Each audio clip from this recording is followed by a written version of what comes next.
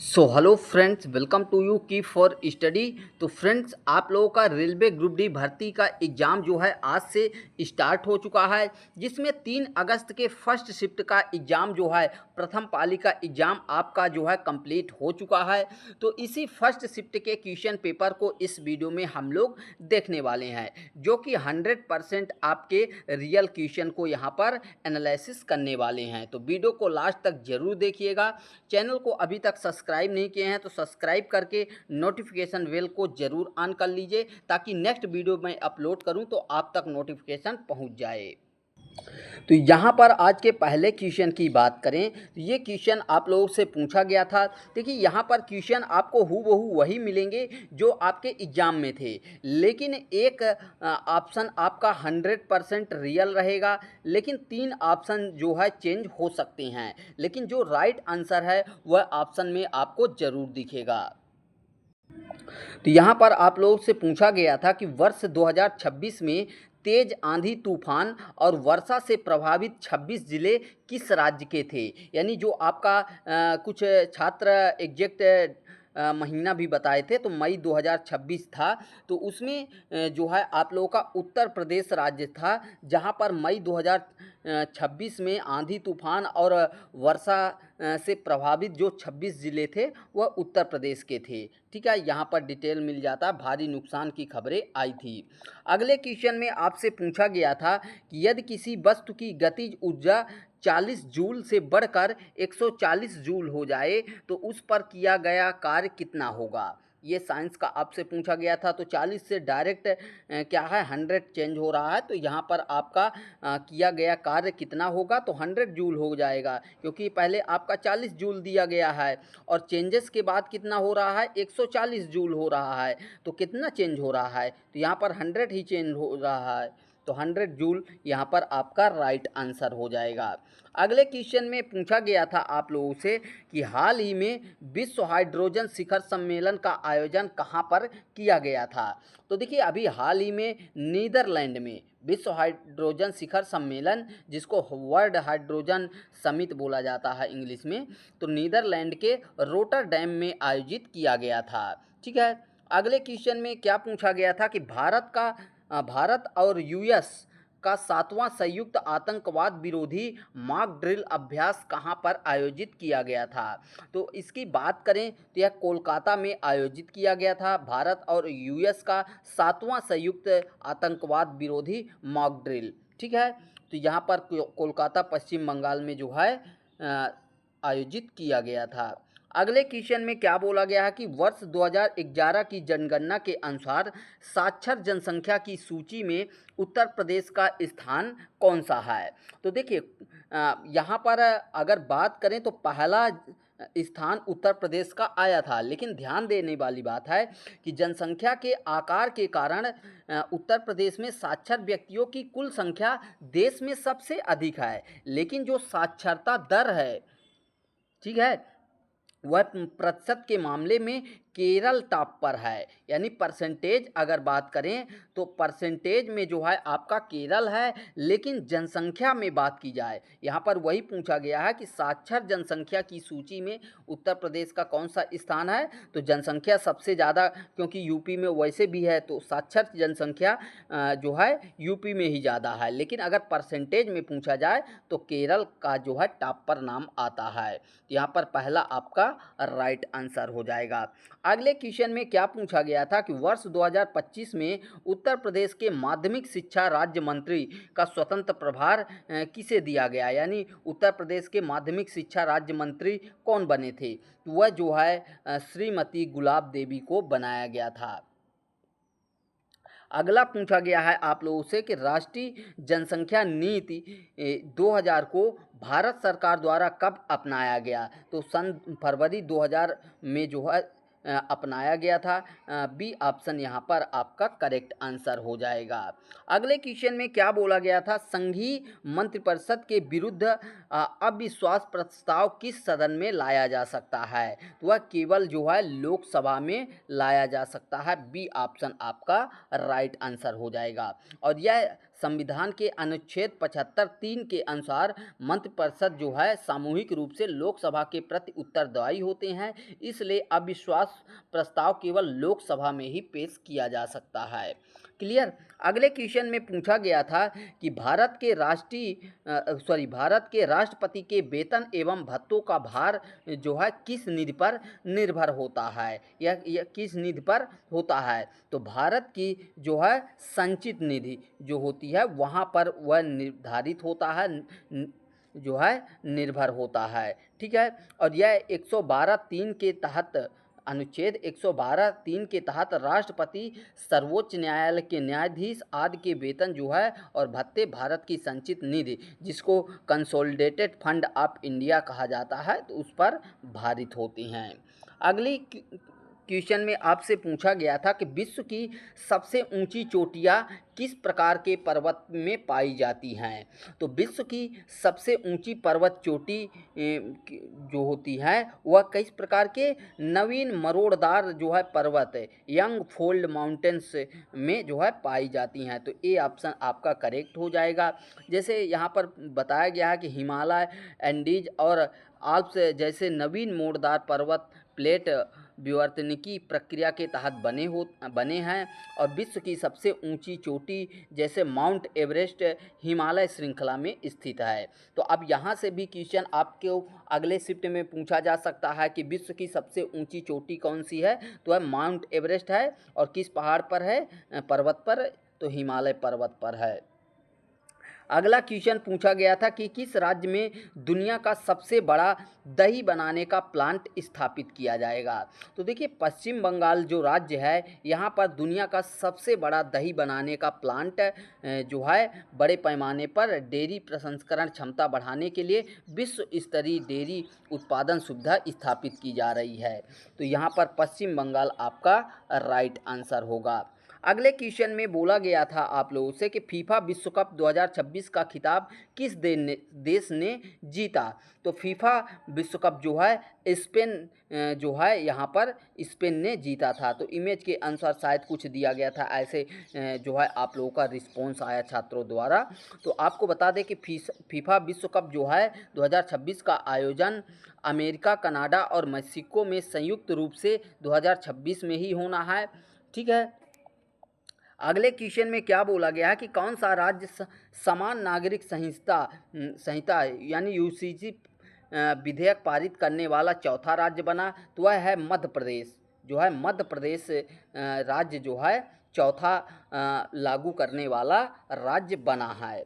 अगले क्वेश्चन में आप लोगों से पूछा गया था कि हाल ही में कौन भारत के 99 ग्रैंड मास्टर बने हैं। तो ग्रैंड मास्टर जो है 99 कौन है, तो BS रतन बैल, ये जो है 99 नंबर के ग्रैंड मास्टर हाल ही में इनको बनाया गया है।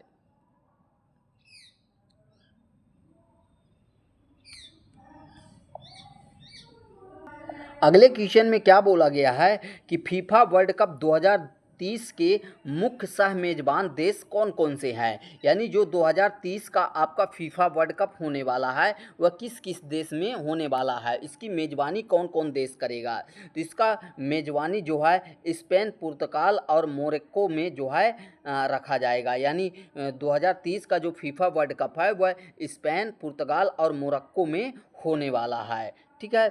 यहाँ पर अगर बात करें अगले क्वेश्चन की, तो पूछा गया था कि समुद्र के जल को किस विधि द्वारा शुद्ध किया जाता है। तो वह वाष्पीकरण यानी एवोपरेशन के माध्यम से जो है शुद्ध किया जाता है।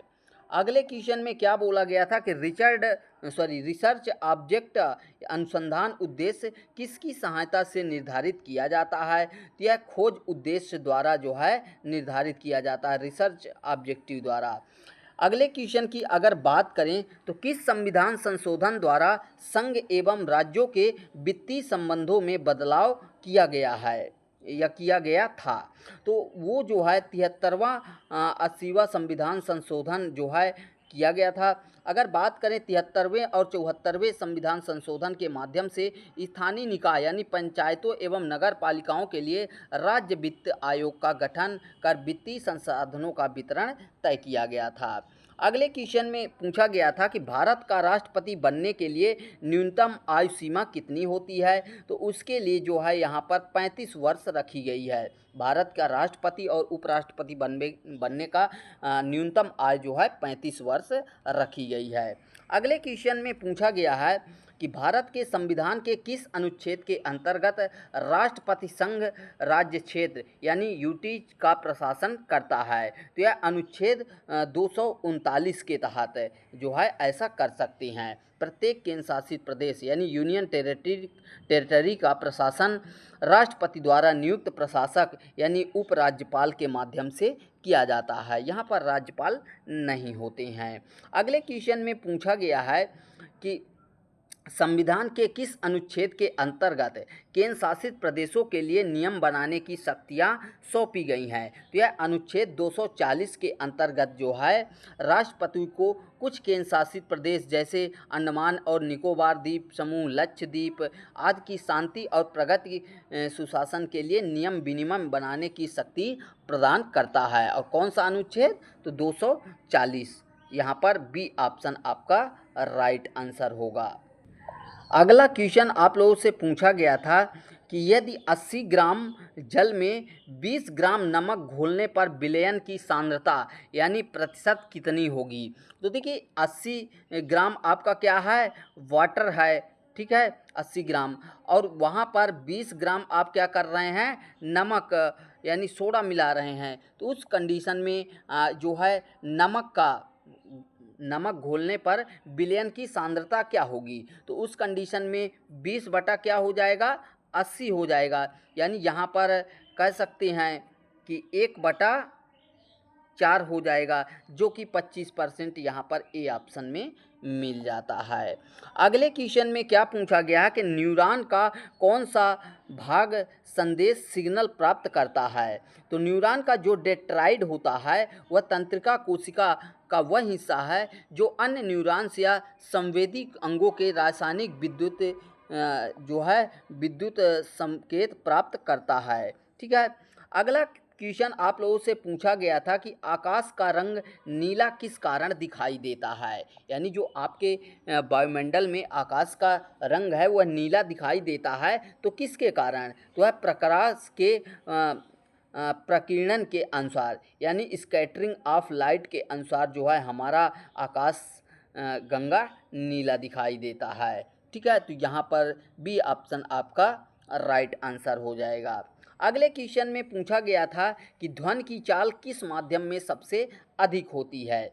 तो देखिए ध्वनि की चाल जो होती है वह सॉलिड में यानी ठोस में सबसे अधिक होती है, उसके बाद द्रव में होती है, फिर गैस में होती है और उसके बाद निर्वात में, ठीक है। तो एक स्टूडेंट ने बताया था कि इसका क्रम पूछा गया था। तो अगर देखिए क्रम पूछा जाए तो सबसे पहले क्या होगा?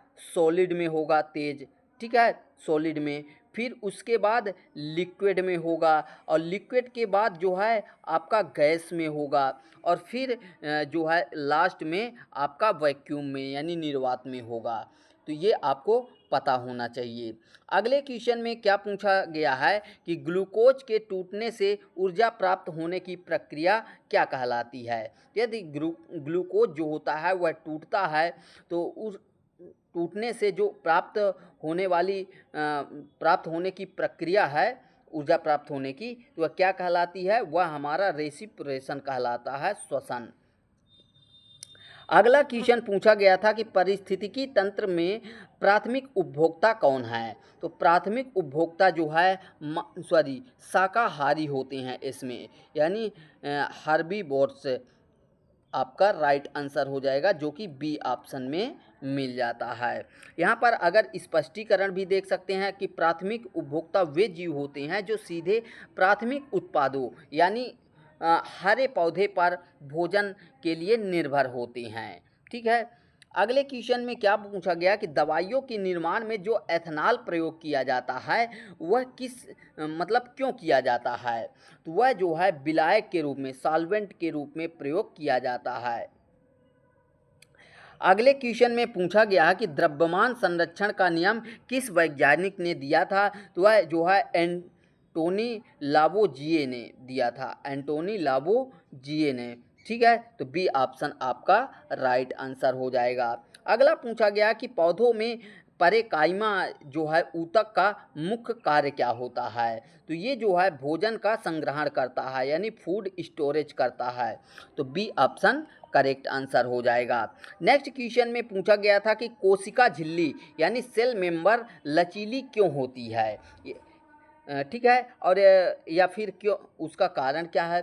तो फॉस्फोलिपिड की द्विस्तरीय संरचना के कारण जो है ये सेल मेंबर्स लचीले होते हैं। अगला क्वेश्चन आप लोगों से पूछा गया था कि विस्थापन समय ग्राफ का ढाल क्या दर्शाता है। तो यह जो है वेग को यानी वेलोसिटी को दर्शाता है।